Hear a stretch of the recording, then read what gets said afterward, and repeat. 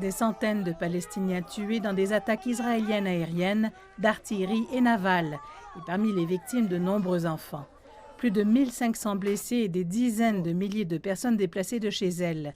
En Israël, plus d'une dizaine de victimes, dont des enfants, des centaines de blessés. Pour les habitants vivant dans les centres-villes ciblés par Gaza et les tirs de mortier, les jours se passent à vivre dans la peur, cloîtrés dans des abris anti-atomiques.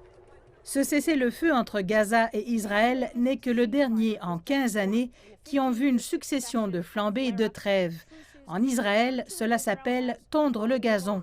Et au final, l'herbe repousse et l'accalmie temporaire se transforme en une nouvelle série de combats.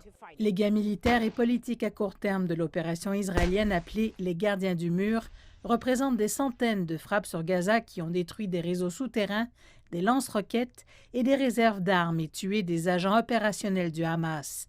Les gains du Hamas, en moins de 2 semaines, le mouvement s'est imposé comme le leader politique du peuple palestinien. Selon un haut général de l'armée israélienne, l'opération sera considérée comme un succès si 5 années de calme relatif suivent cette dernière flambée. Rien n'a été résolu, rien n'a été atteint. Et nous nous rencontrerons à nouveau dans 6 mois, 1 an ou 1 an et demi, dans des conditions encore pires, pas dans les mêmes conditions, car cela ne fera qu'empirer. Le Hamas, avec toutes ses attaques, se renforce de plus en plus et Israël s'affaiblit, et cela se répète encore et toujours.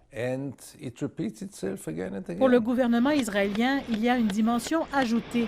Le soulèvement croissant entre Jérusalem-Est et les Palestiniens en Cisjordanie, qui en ont assez de l'occupation israélienne et des politiques de colonisation, considérées comme illégales par la communauté internationale.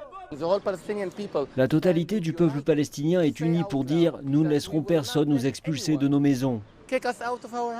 Gaza, contrôlée par le Hamas, est souvent décrit comme une prison à ciel ouvert, sous un blocus israélien sous 3 aspects, ciel, mer et terre. Les 2 millions d'habitants de la bande sont gouvernés par des dirigeants et des militants qui privilégient la lutte armée sur la sécurité. Le fait est qu'ils ne leur fournissent aucune protection, rien, pas d'abri, ni de sirène, rien. C'est criminel selon moi. Vous développez tous ces moyens défensifs, mais rien pour défendre votre population. C'est sans précédent.